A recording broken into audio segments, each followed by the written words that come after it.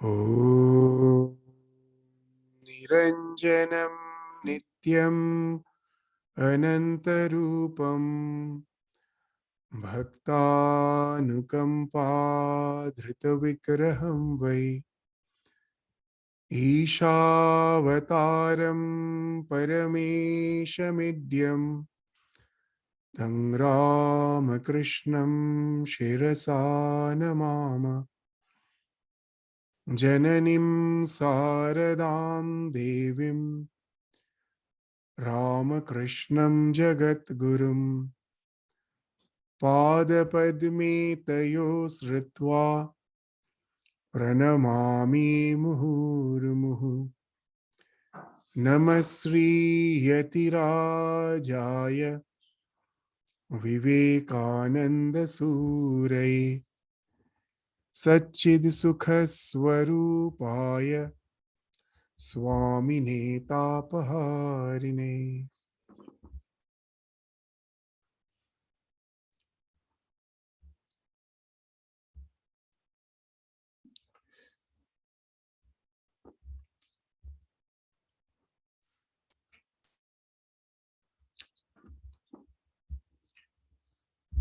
So today we are going to conclude the discussion on Swami Vivekananda's Karma Yoga.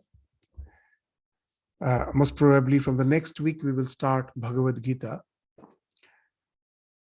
So today, while taking the last portion of Swami Vivekananda's Karma Yoga, we will find that the few passages which are left out for discussion, as we study those few passages, we will find Swami Vivekananda is making Karma Yoga a very, very universal way of life.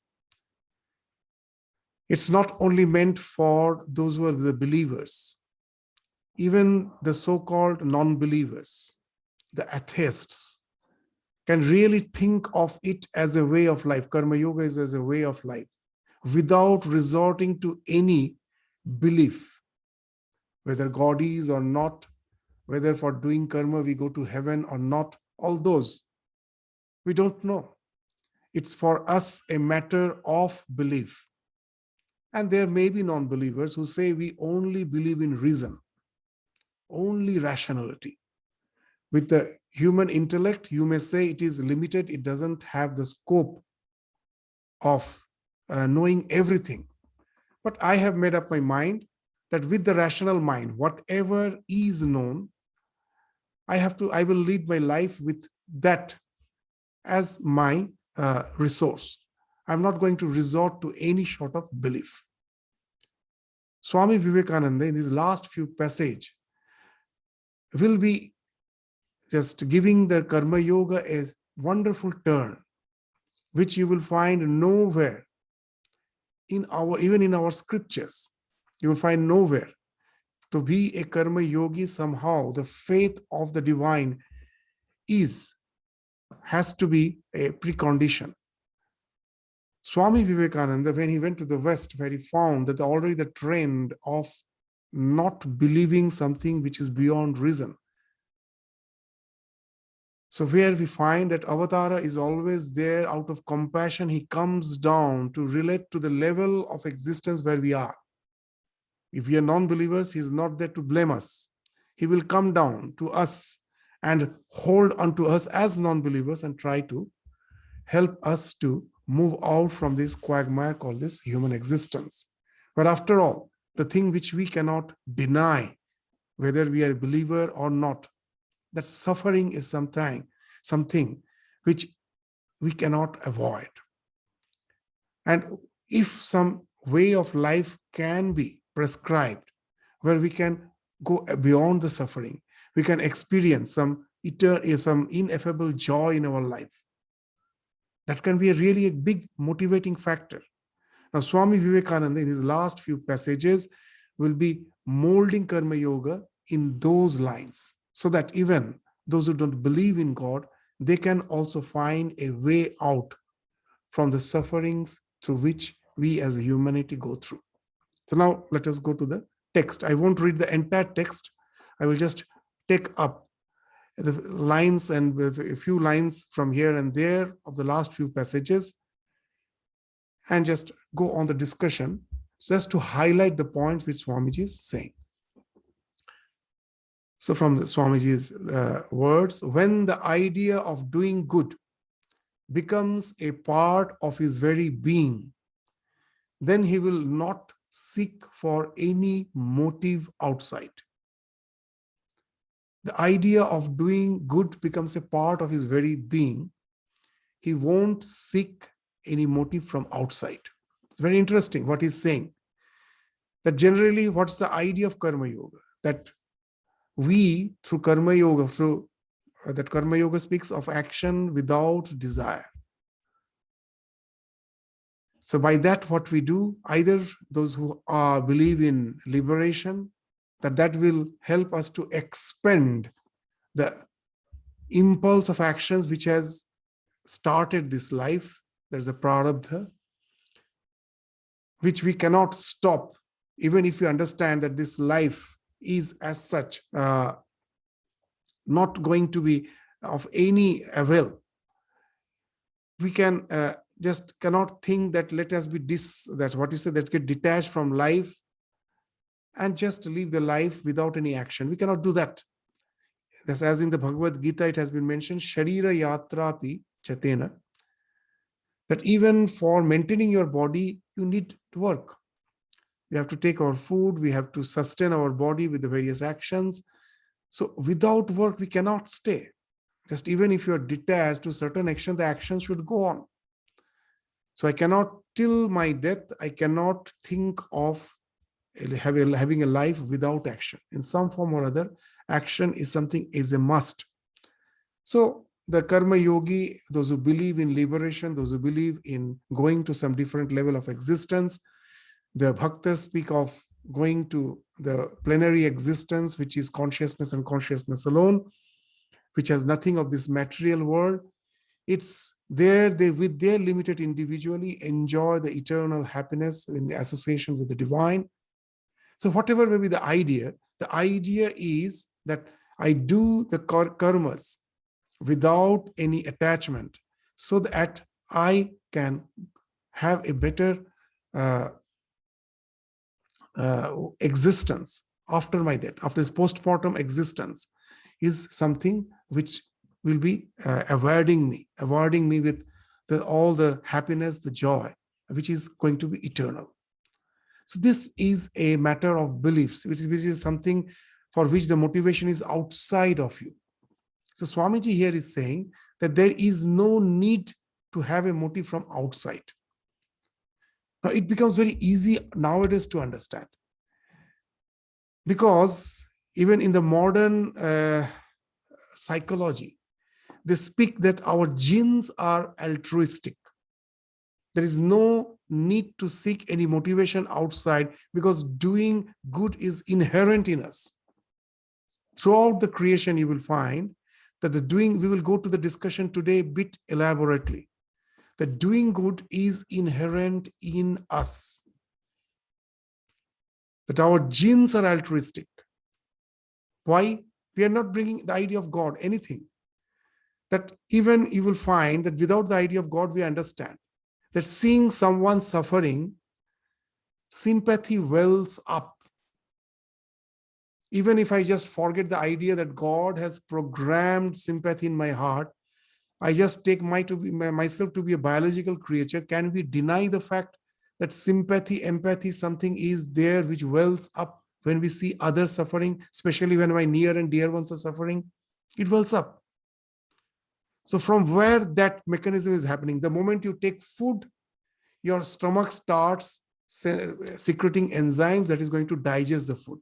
Similarly, when I see someone suffering, I may just forget about the divine being has implanted that sympathy. There are some chemical reactions, just take chemical reactions going on within the body. Certain hormones are secreted, which speaks of sympathy. And when I, out of sympathy, do something, I feel good. I feel a type of high that speaks of certain hormonal secretion. So we cannot deny that. So Swamiji is saying, let us forget about all the motives outside. Let us do good because it is good to do good. Why it is good to do good?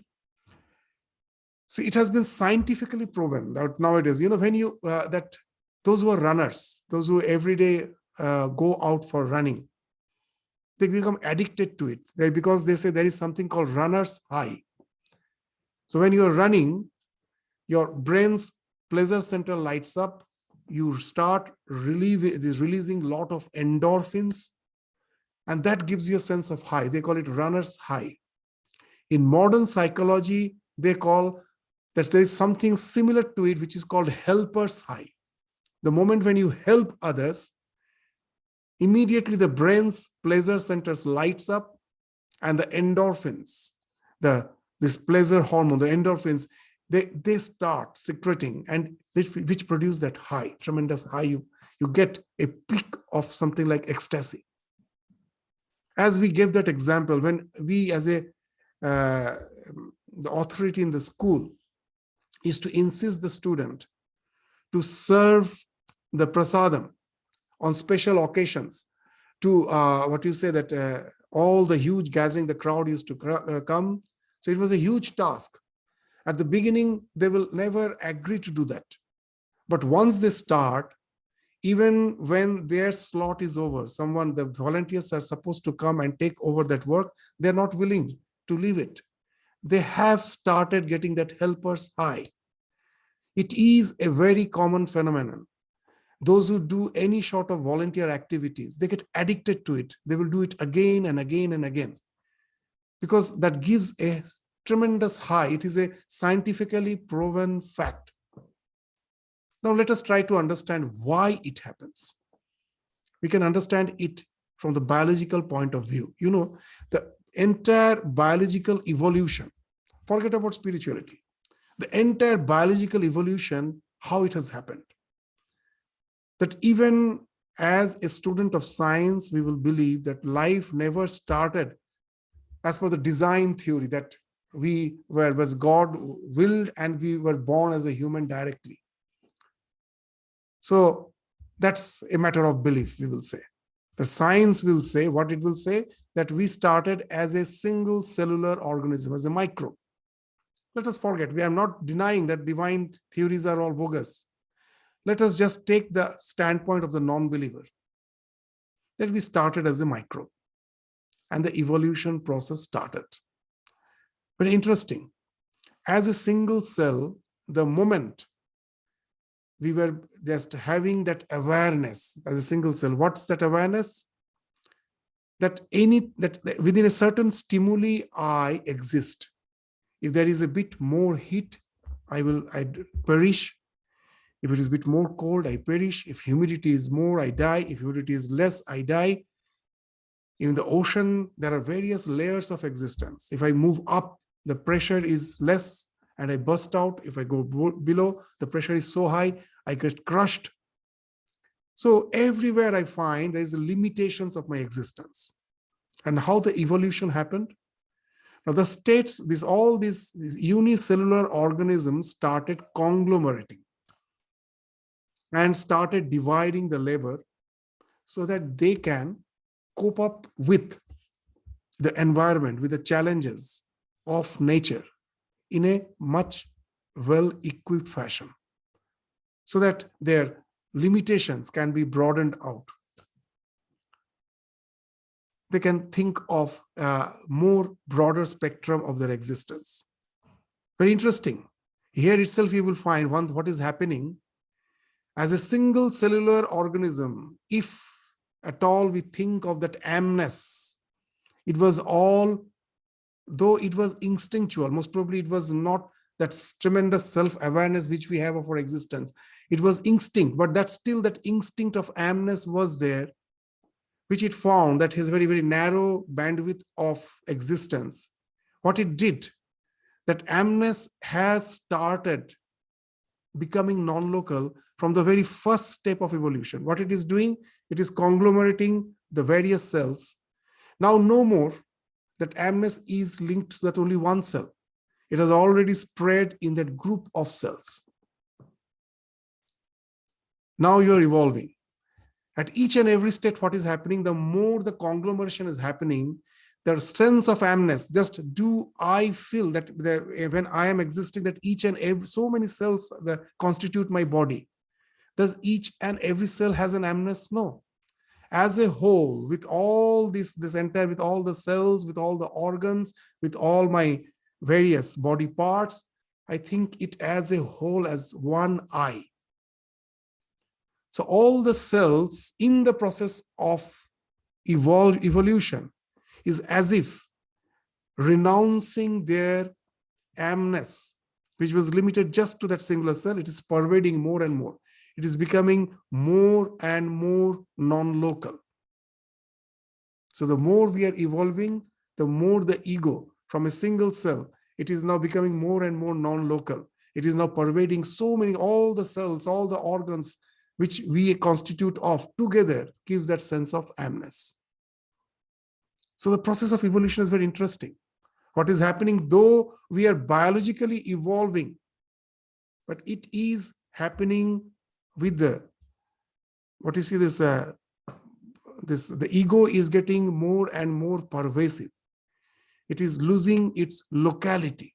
It is becoming more and more non-local. And that's the thing which has become our nature.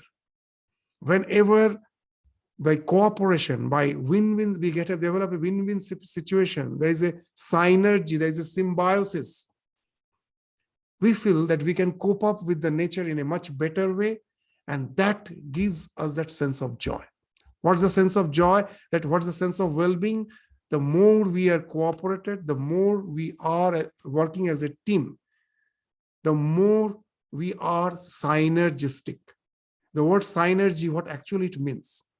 That in mathematics, 2 plus 2 is 4.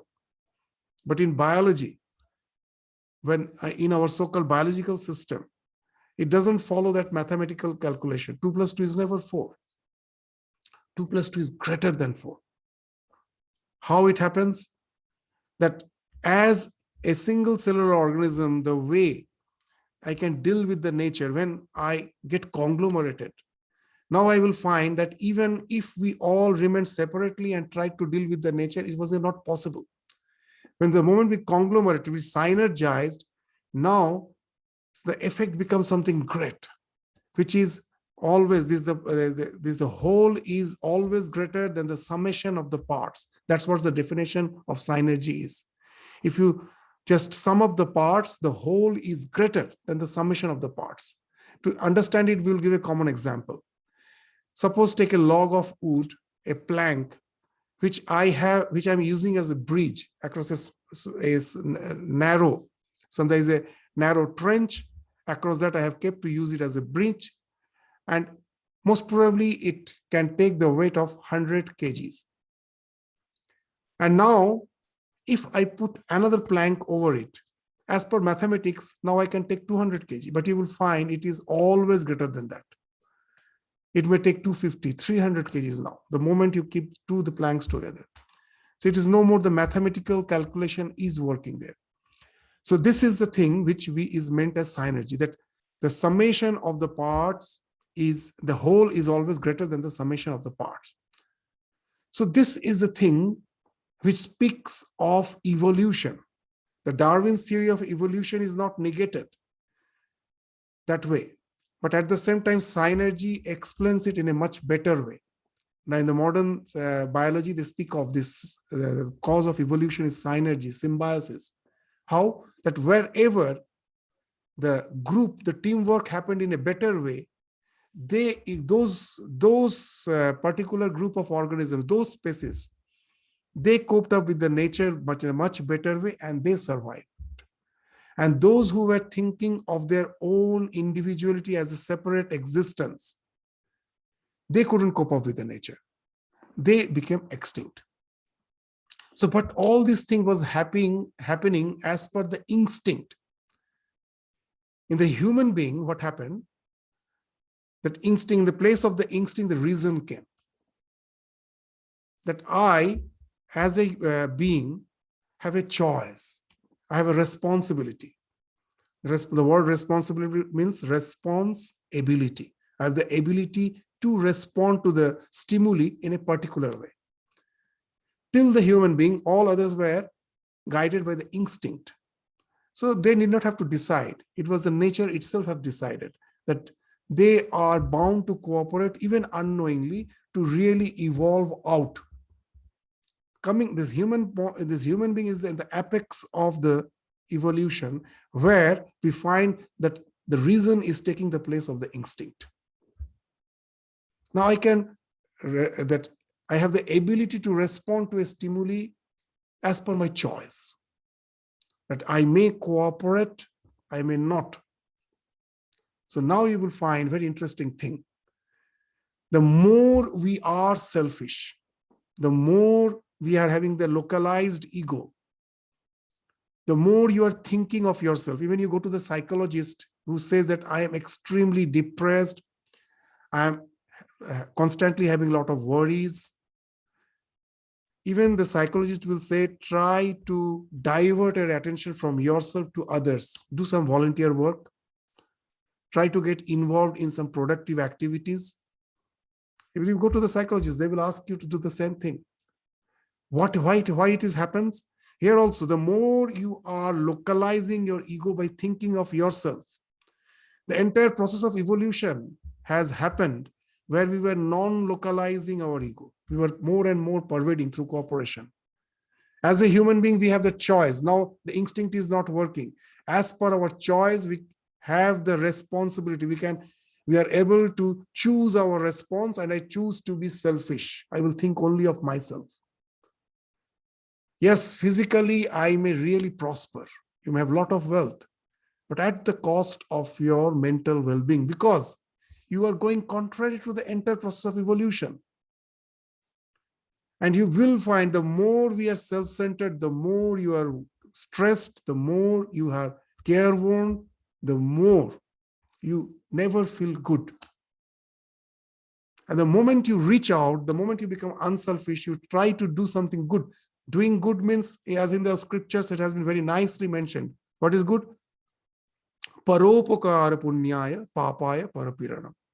That whenever you're trying to reach out through altruism, that is punya, that is good. And what is not good, what is evil? Parapiranam. Whenever you are trying to hurt someone, that is evil. So here you will find that whenever we are trying to help others, how it is good, not because that in heaven something is waiting for me to reward me. No. Here itself I get the cash down payment. Sunishthananda ji, whenever in Sydney or here also, I think previously I've heard his lecture, this is the term which he uses, that immediate, when a daily laborer works, he gets the cash down immediately. The work is over, he gets the cash down payment. So here also the same thing happens. No external motivation is required. The moment you do good, you immediately get the cash down present. That's why all those who are involved in volunteer activities, they're addicted. They go for it again and again and again. It gives a sensation of that feel good, that helpers high you get. So let us take that to be the motivation. That's what Swamiji is starting. So let us read that line. We should do good, then he will not seek for any motive outside. Let the idea of doing good become a part of our being. Let us not seek for any motive outside. Let us do good because it is good to do good. It is good to do for you good, means it is really, it's actually helping you. How much it is helping the world, you forget, but it is helping you, even biologically. Let us not think in the spiritual sense that I'm becoming more and more unselfish, I'm becoming spiritual. Forget. It is biologically doing us good. Just take this, your psychophysical existence, it is doing good. So now, Swamiji, let us again go back to the words of Swamiji. He who does good work, even in order to get to heaven, binds himself down, says the Karma Yogi. So even those ideas of going to heaven and all, with that, if you do any action that are not for my own self, I do good so that at end I get mukti or I get to heaven, So you're binding yourself. What Swamiji is saying is very interesting. Any work that is done with the least selfish motive, instead of making us free, forges one more chain for our feet. Even with all those ideas of going to heaven and all, is a bondage. Let us try to understand that what Swamiji is speaking, that as just now we discussed, that as per the entire evolutionary process, that happiness has always been actually a cash down payment the moment we tend to be altruistic. But as human beings, we bind ourselves by always making the happiness a future tense. At each and every step, the moment we make it a future tense, we are binding ourselves. How we are binding? That you're not getting happiness. You are in a circle. You're in a circle of avidya, kama, karma. Let us forget the spiritual side, that the happiness is something future. Let us give common example. Throughout our life, what is happening? As a small child, we find that our parents were motivating us. That study hard, be a bit disciplined. Why? Well, in primary school, it's okay. But when you go to high school, the pressure will build up. You cannot cope up with it. If you really want to continue with your studies, go to some higher academics. Well, study well so that you can get chance in some selective school, and your scope for getting admission in some professional courses is much more, broadened. So for the small child, the happiness is in future, that he has to study well and he will get chance in some selective school and his life will be better. He goes to the selective school. Now father and mother is again putting the benchmark still ahead. You have to be in some professional schools, courses. You have to get either in medical or in psychology or law or whatever it is, so that you can in future you can prosper. So again, he studies hard with that benchmark which is in future. When at last, with all his attempt, he goes there, again the same question. Now that he cannot think of easy life. In the first year, for the first few days, he found that the life, he may think, bah, I have got a chance in the medical college. Within a few months, he or she realizes it's not going to be a very easy job. He has to study hard to really be established in his profession. Again, to get established in his profession is studying hard. Future. Again, when you think, when you got a good job, now you think of that, yes, now I have to be established persons, have a stable life, that if now I get married and then again I can have a very nice life. Future tense. After when you married, then let us have children. When children's, then you know that the process now, that the education, everything is going on. When the children grow up, their education is over, they are established, then we will be happy. Again, future. Now the children are established at last. Most probably you find time, you give your time for spiritual pursuits or whatever it may be. Again, with the aim that after my death, that some good, the other locals are waiting for me, where I go and I will be happy. So what has happened throughout your life, happiness has become a future tense. It is never at present. With all your activities, you're constantly worried and tension by pushing the happiness all in the future tense. We forgot, as long as it was instinctual, happiness was something which was the be-all and end-all existence by being altruistic. The genes were built up that way. The moment you're altruistic, you're happy. It's a cash down payment. So that's why Swamiji is saying even the idea of going to heaven, which is something future, which we don't know, is a way of binding ourselves. Let us forget all those things. Just to do good is good. Doing good is good. It is good for me. Have the motivation from within. So let us again go to the words of Swamiji. So the only way is to give up all the fruits of work, to be unattached to them.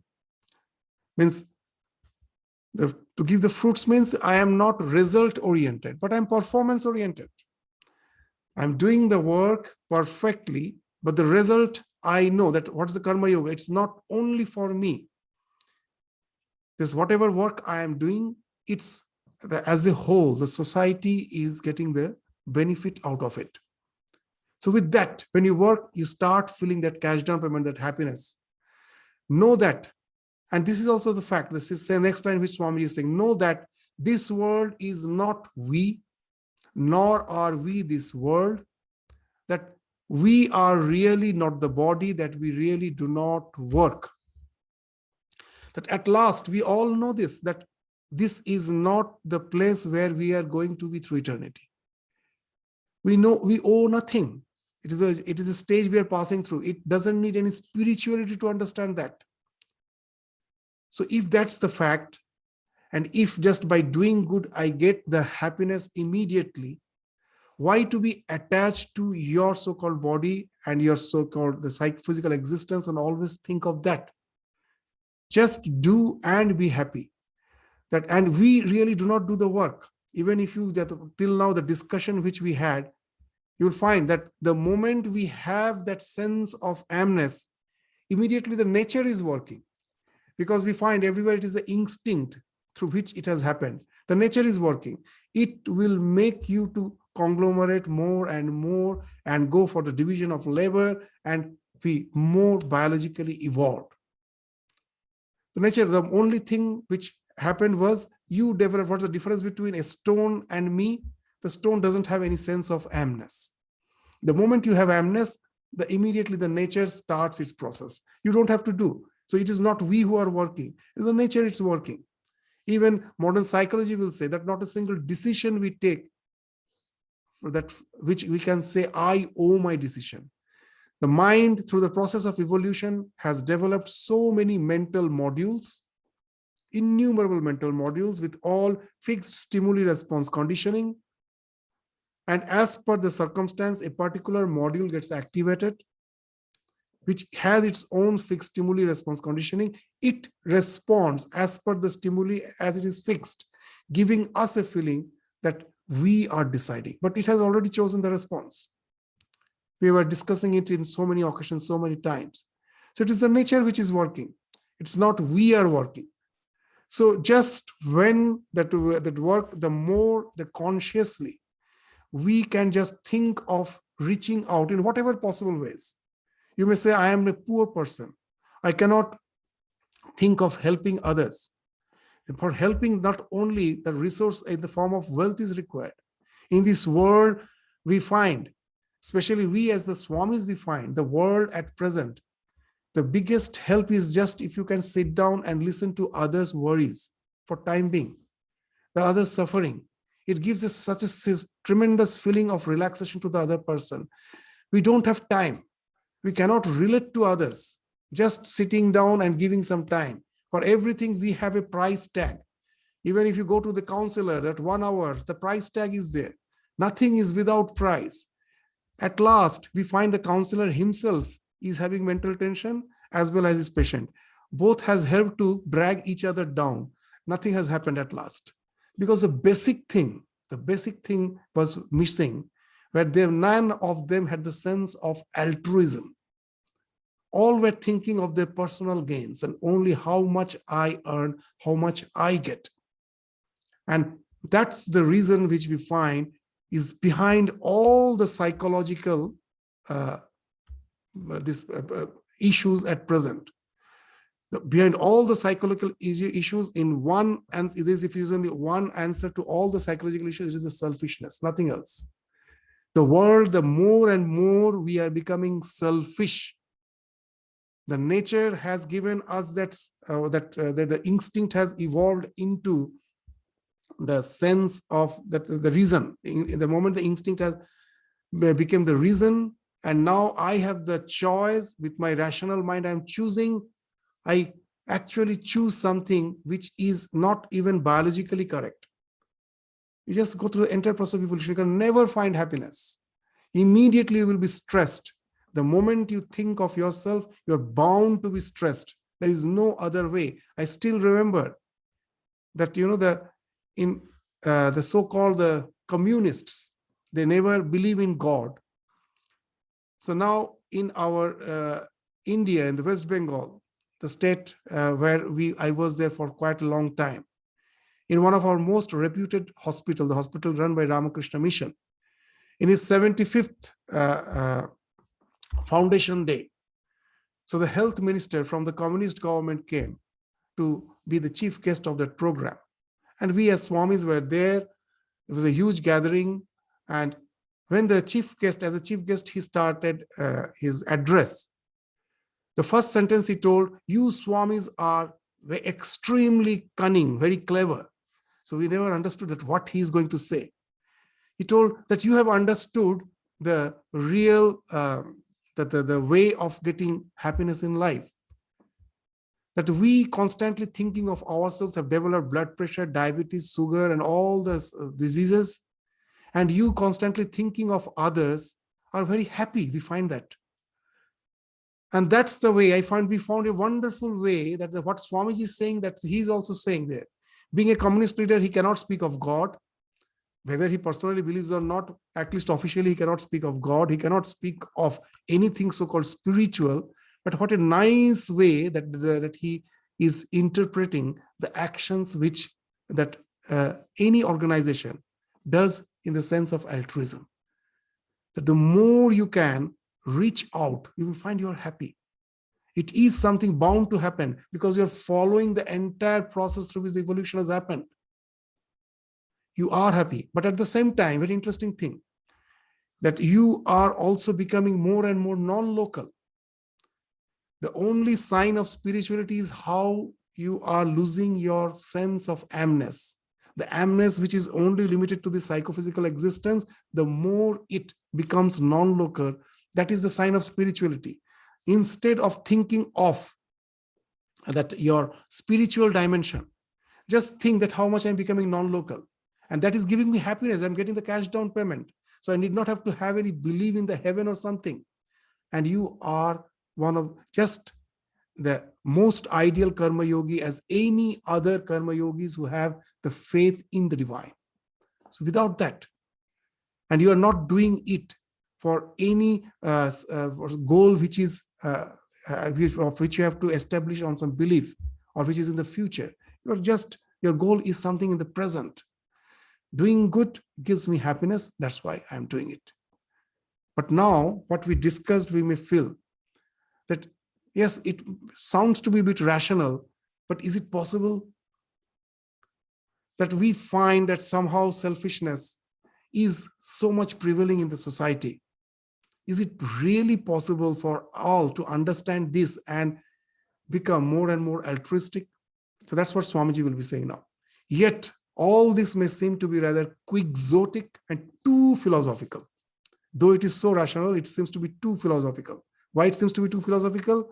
Because in this life, very interesting thing, we sometimes don't understand the very plain facts of life because of our extreme selfishness. It is plain, it is very palpably, with our common sense, we can understand, but we feel so, no, it's something difficult. You know why? Ramakrishna used to say a very interesting story, which is not in the gospel, but Swami Turiyananda, in one of his letters, is mentioning. Most probably, Master Mahashaya, who is the author of the gospel, he haven't listened it. So this young boys used to go to the master on the other weekdays also. So that way, Yogananda have heard it from the master. A very nice story. That why don't we understand the very plain facts of life? Why? So he's telling a very nice story that one day Guru Maharaj related this story. That a king one day declared, what he declared? That if someone can explain him how to make popcorn, so let us take that. He told Muri, but Muri many more will not understand, puffed rice or popcorn. How if anyone can teach him how to make the puffed rice, he will give half of his kingdom to him. And next day, there was a huge rush. So many people, all the subjects came. And the king gave very intent hearing to all. Whoever told, I can explain you, he gave a very intent hearing. After hearing, the king at last will say, no, I haven't understood. It went on. And at last, people brought all the utensils, the cauldron, the oven, everything, to give a practical demonstration in front of the king. Just see, how is it that you cannot understand? Again, he will see intently everything, but he will say, I haven't understood. And then Guru Maharaj says, first is to say a very interesting thing. If the king says once, I have understood, half of his kingdom is gone. So now you will understand why we don't understand. So it appears to be rather quixotic, too philosophical. Is there anyone in this human society who has really demonstrated it through their life? That no belief, nothing, just do good, and that doing good is good for you. And with that sense, anybody has done good. Just with that feel good, you just do good. Just by doing good, you feel good, and that's why you do good. Is there any example? Because so-called in the world, we always find that yes, there are many who can, as if jump out from their selfishness, but they are generally fanatics. All the isms speak of fanatics. That they think they are not thinking of God, but financial equality. That equality as per that what you said, as per our living standards are considered. The communism, socialism, all those, at last we find it ends up in fanaticism, and they are perfectly unselfish people. That those lines I have not today reading it, but Swamiji is mentioning that at present world, people, if they have to think of unselfishness, there's unselfishness, that is, they always say it is only the fanatist who can do it. Is there any example where the way which now we thought that just by doing good, it gives a feel good, and that's why we should do good? Is there an example? So yet all this may seem to be rather quixotic and too philosophical, more theoretical than practical. So now Swamiji will come. Let me tell you in conclusion a few words about one man in history. Yes, there is one man who actually carried these teachings of Karma Yoga into practice. The way Swamiji is trying to interpret Karma Yoga as a conclusion, yes, he is having a person in his mind. That man is Buddha. So at last, Swamiji is saying that man is Buddha. He's the one man who ever carried this into perfect practice. All the prophets of the world, except Buddha, had external motives to move them to unselfish action. So you will find that all other prophets, yes, they have the idea of divinity, they're the God's incarnation, God, the idea of God, the idea of heaven. With all those in their background, whatever they're preaching, that is in their background. It's only Buddha is the only prophet in the entire history who actually is saying, be good, do good, because it is good to do good. Very interesting. Just to give an example from the Buddha's life, he used to say a very interesting thing, that how can you motivate a person to do good unless you show him that some future, some result which is he's going to accrue out of it. If we always think that, yeah, this is the result which we get out of it, that's why I should do that and such action. How can a man do something without motivation? Buddha used to say, very interesting, that I have shown you the path. They will say that what's the goal? That whether the God is or whether God is not, he never used to answer. He will just say, follow the 8 Ashtamarga, this 8-fold path.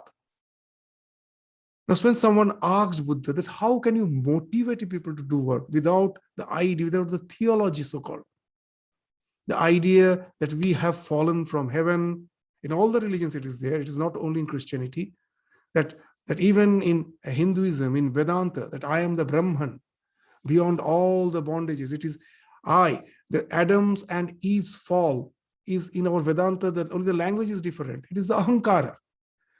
What this Adam and Eve, when they ate the fruit of knowledge, what they had was ahankar, nothing else. The sense, that ego, that was the cause of the fall. You can just equate these two together.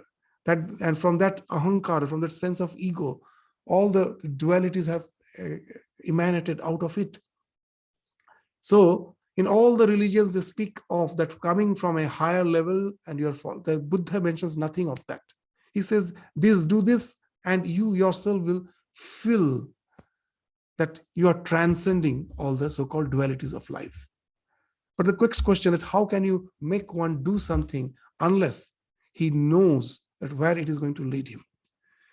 And Buddha used to, in a very simple, all that these great personalities had the capacity of explaining some abstruse idea in the most simple language.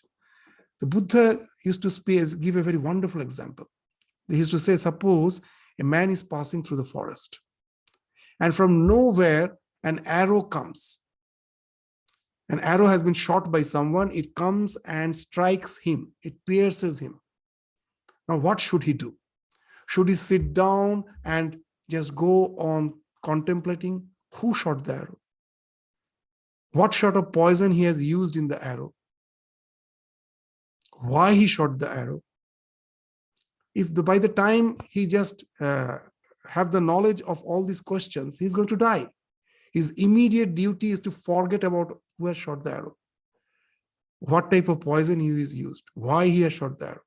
Immediate duty is to get rid of the arrow and apply some antidote so that the poison doesn't act, and save himself. So somehow, because of the wrong way of understanding, the entire humanity has been pierced by the arrow of selfishness. Buddha says that I am giving you a way out. Forget about heaven and all those ideas. Do it and you get the cash down payment. That feeling that of goodness is within you, and that will motivate you to do good. There it ends. He is not speaking of any theology. Be good and do good. So that's how what Swamiji is saying is that the Buddha is the only example in the entire history who has actually preached this, what he's teaching, that is the thing he has followed in his own life. In the words of Swami, he is the one man who ever carried this into perfect practice. All the prophets of the world, except Buddha, had external motives to move them to unselfish action. The prophets of the world, with a single exception, may be divided into two sets. One set holding that they are incarnations of God who have come down on earth, and other holding that they are only messengers from God. The incarnations of God speaks of the Son of God, Jesus Christ, the messenger of God, Muhammad, of Islam. And both draw their impetus for work from outside. Again, we are saying, we are not saying that this is something just a mere belief, and we need not we criticize them. What they are saying is perfectly okay for the believers, but those who don't believe, is there no way out? So today's discussion is for those who are non-believers. You cannot convince them with all those ideas. Is there any way out? Yes. As an example, Swamiji is keeping neither Christ nor Buddha nor Krishna nor any of the avatars, but only Buddha. Buddha is the one. Even those who are so-called non-believers can resort to that life. Very interesting. In the present days, in the secular education, neither Christ nor Muhammad nor any of the spiritual illuminaries of our Hindu tradition can enter into the course of studies. Buddha also directly has not entered, but his teachings has entered. Throughout this present, in the name of positive psychology, what is taught is nothing but the teachings of Buddha and Buddha alone. Bit modified, the language has been changed. My mindfulness, the practice of meditation, which speaks of loving kindness. In the universities, loving kindness meditation is taught in positive psychology. Mindfulness is taught. And these are all the products of Buddhism. Now I will say 100 years back, this is a very recent development. Swami Vivekananda as a prophet is as if predicting that this is the ideal, this is the man, because people are going to be the non-believers. It is very difficult to make them act in a very spiritual way from the spiritual standpoint. But after all, everyone wants to be happy. And it is out of the compassion that Swamiji is giving out a way, which we find the world have already started following. Go to that all the secular academic courses, none can enter there. But Buddha's teaching, but with the name Buddha cannot enter. Buddha is also considered as a religious teacher. But whatever it may be, forget about the personality. His ideas have entered. It is pervading the university. If you go to any university and just search that the course which is most liked by the students, there are so many courses which even you go to the university, apart from this mainstream, the course which you are studying, there are some optional subjects which you can choose. The professors who are most liked are the positive psychology professors. Their courses, people having a huge rush in most all the universities. And more and more students are taking recourse to that. That shows the trend, and you will find now you can relate it with the words of Swamiji. So Buddha is the only prophet who said, what he said, I do not care to know your various theories about God. That's what the universities are saying. Students are also saying, what is the use of discussing all the subtle doctrines about the soul? Do good and be good. Altruistic zen, that the students understand. Loving kindness gives you happiness, that the student understand. Mindfulness makes you understand the idea everything is a flow, nothing is going to be permanent, that the student understands. And that's what Buddha is teaching. And this will take you to freedom and to whatever truth there is. We take way to be the goal, and that's why how we misunderstand Buddha. We will find that when Buddha, then the question comes that then Buddha, can we consider Buddha an atheist? Very interesting. All the Buddha's teachings, when we go through in this point, we will now let us just say that Buddha can be followed by the non-believers, but that doesn't mean that Buddha is the father of the non-believers, that he is a non-believer himself. No.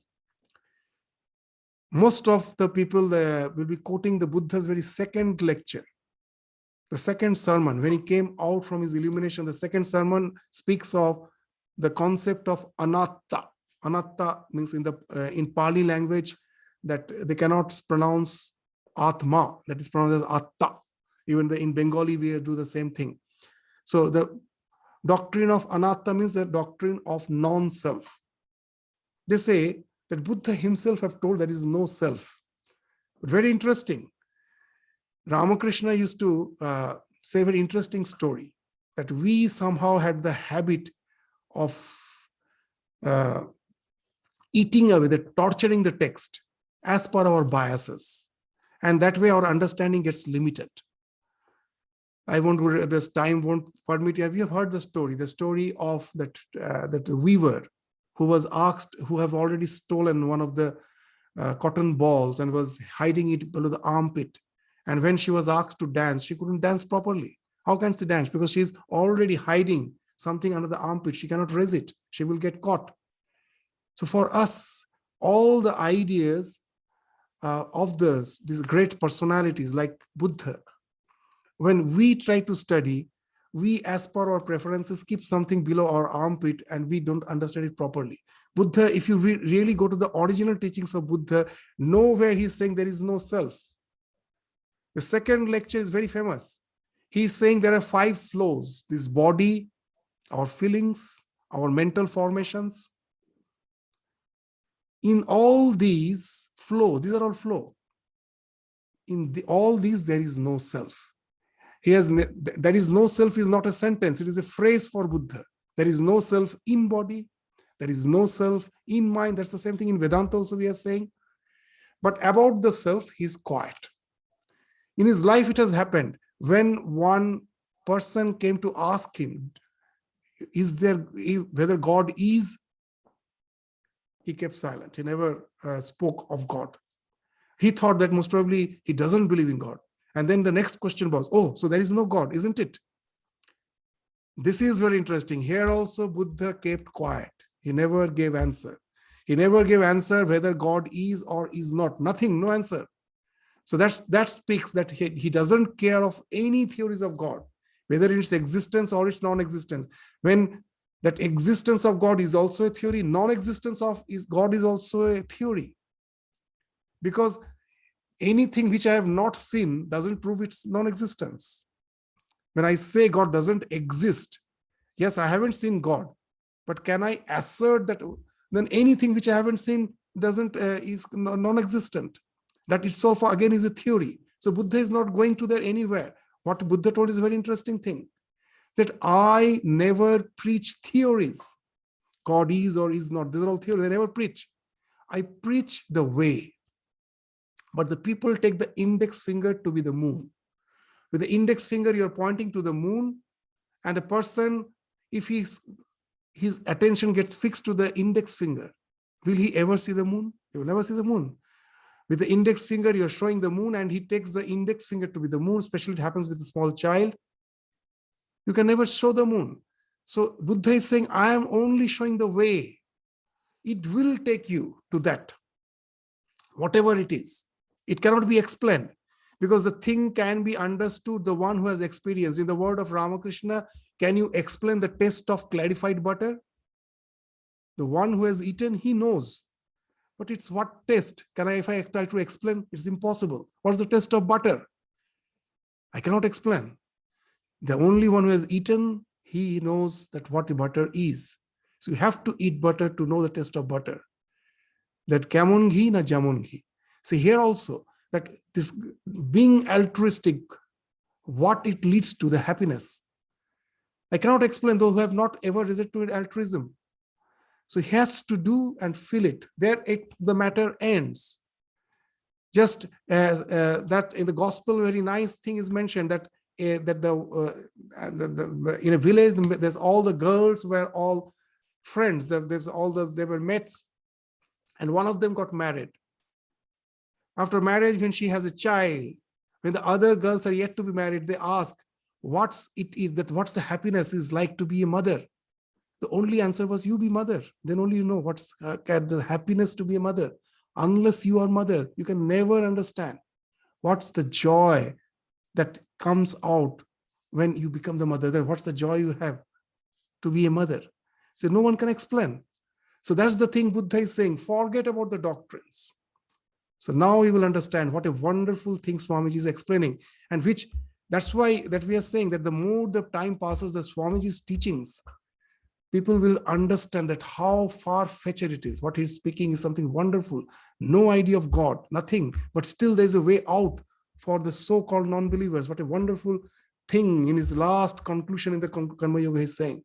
So with his words, we will just conclude today's discussion. His last, there's a few words by which he is concluding his Karma Yoga, these lectures that we will read out.